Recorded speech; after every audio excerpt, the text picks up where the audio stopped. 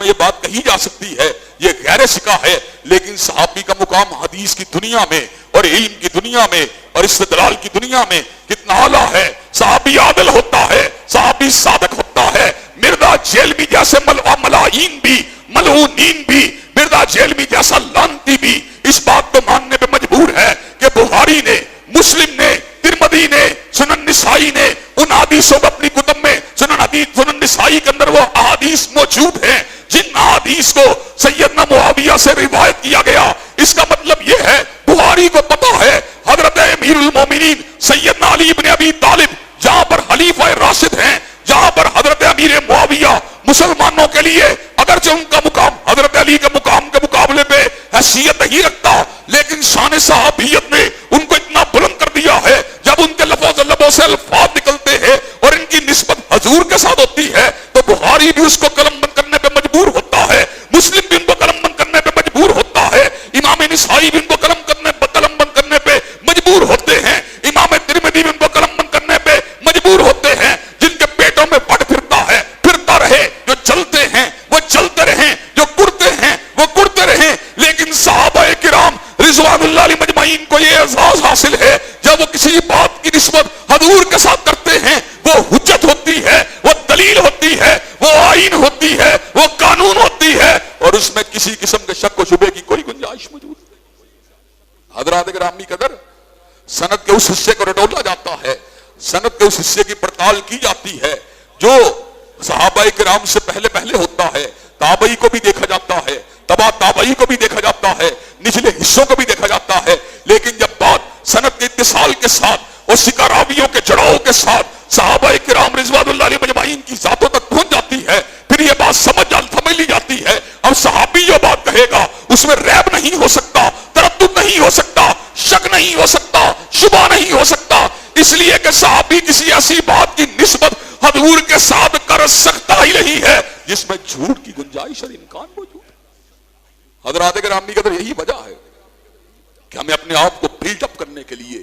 ہمیں اپنے معیار ایمان کو بڑھانے کے لیے اور ہمیں اس سٹینڈرڈ کو اچیو کرنے کے لیے جو اللہ تبارک و تعالیٰ کو پسند ہے، ہمیں صحابہ کرام رضوان اللہ مجمعین کے نقوش پا کے پر چلنا ہوگا۔ ان کے نقوش پا کے پر چلے بغیر ہم کامیاب نہیں ہو سکتے۔ ایک آخری مثال کو دے کر اور اس موضوع کو انشاءاللہ اگلے جمعے میں مزید شرح بس سے بیان کرنے کی کوشش کی جائے گی۔ ایک مثال کو دے کے اپنی بات کو وائنڈ اپ کروں گا۔ حضرات گرامی قدر، جو لوگ ایکسپورٹ کا کاروبار کرتے ہیں، چاہے وہ لیدر جیکٹس کا کام کرتے ہوں یا گلوز کا کام کرتے ہوں یا فٹ بال یا بیٹ کا کام کرتے ہوں یا اس کے مد مقابل جو ہیں جو کھانے والی اجناس کا کام کرتے ہوں، گندم کا کام کرتے ہوں، چاول کا کام کرتے ہوں، یا وہ کاسمیٹکس کا کام کرتے ہوں یا وہ ڈریسنگ کا کام کرتے ہوں، حضرات گرامی کہتے ہیں جس وقت وہ کسی چیز کو ایکسپورٹ کرنے لگتے ہیں، جو کمپنی ان کو آرڈر دیتی ہے، اس کے پاس چاول کا سیمپل بھیجا جاتا ہے، اس کے پاس لیدر جیکٹ کا سیمپل بھیجا جاتا ہے، اس کے پاس بیٹ اور فٹ بال کا سیمپل بھیجا جاتا ہے، وہ اس کو اوکے کرتا ہے، اس کو اپروو کرتا ہے۔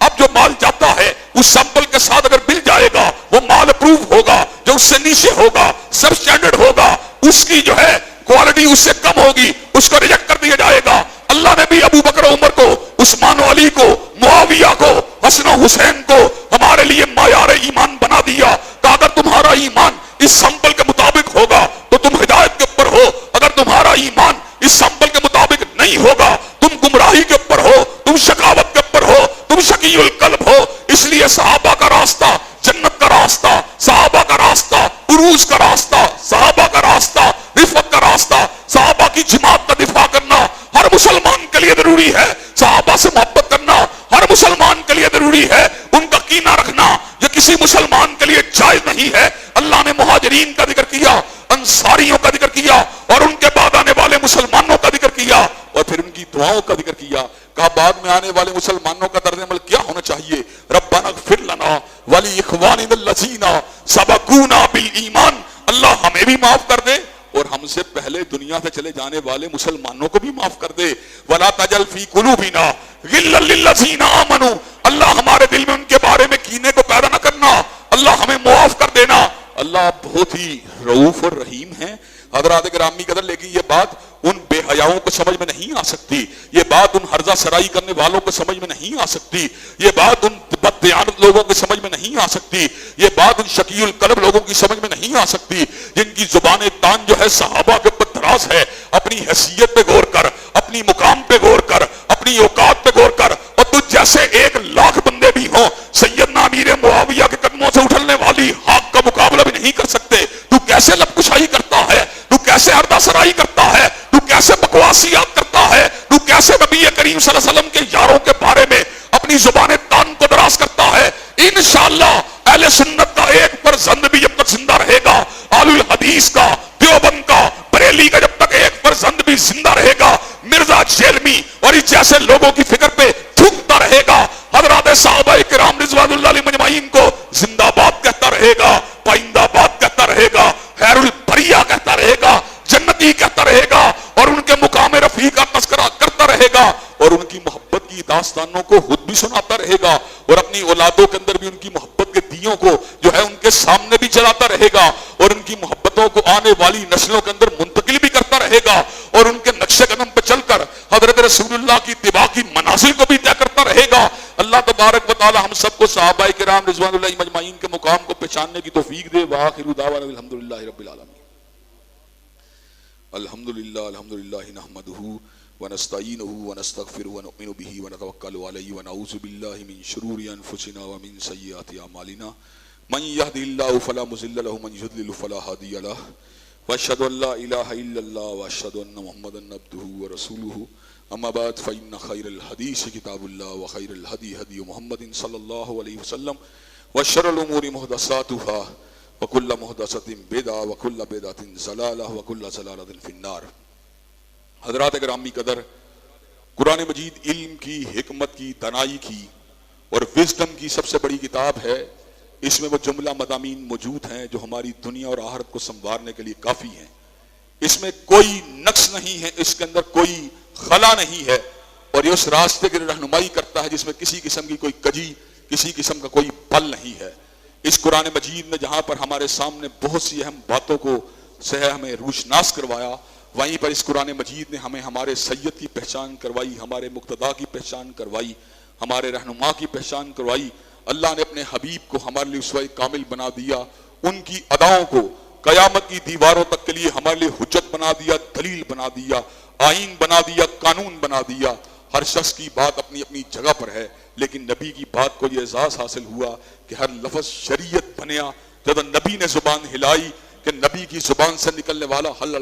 لفظ جو ہے وہ آئین ہے، وہ قانون ہے، وہ دستور ہے، وہ منشور ہے، اور اس کو کائنات کے اندر کوئی بندہ بھی کسی کیپیسٹی کے اندر رد کرنے کی پوزیشن کے اندر نہیں ہے۔ کسی بڑے سے بڑے مذہبی رہنما یا امام کی بات ہو، جس طرح وہ بات حضور کی بات کے مقابلے میں حجت و دلیل نہیں ہے، اسی طرح قومی اسمبلی ہو یا سپریم کورٹ کا لارجر بینچ ہو، ان کا کولیکٹیو ڈیسیژن بھی اس وقت تک ماتھے کا جھومر اور سر آنکھوں پر ہے جب تک اس کا تضاد اور ٹکراؤ حضرت رسول اللہ کی بات کے ساتھ نہیں ہوتا۔ سیشن کورٹ کی بات کو سپریم کورٹ کے مقابلے میں رد کر دیا جائے گا، ڈسٹرکٹ کورٹ کی بات کو سپریم کورٹ کی بات کے مقابلے میں رد کر دیا جائے گا، ہائی کورٹ کی بات کو سپریم کورٹ کی بات کے مقابلے میں رد کر دیا جائے گا، اور سپریم کورٹ کے اپنے فیصلوں کو لارجر بینچ کے کولیکٹیو ڈیسیژن کے مقابلے پہ رد کر دیا جائے گا۔ لیکن کائنات کا وہ مقام جہاں پر سپریم کورٹ کی بھی پیش نہیں جاتی، وہ بارگاہ رسالت مآب ہے، وہ حضرت رسول اللہ کی ذات اقدس ہے۔ یہ وہ بات ہے جس کو آج کا نقطہ داں اور نقطہ بھی آدمی سمجھنے کی پوزیشن میں نہیں ہے۔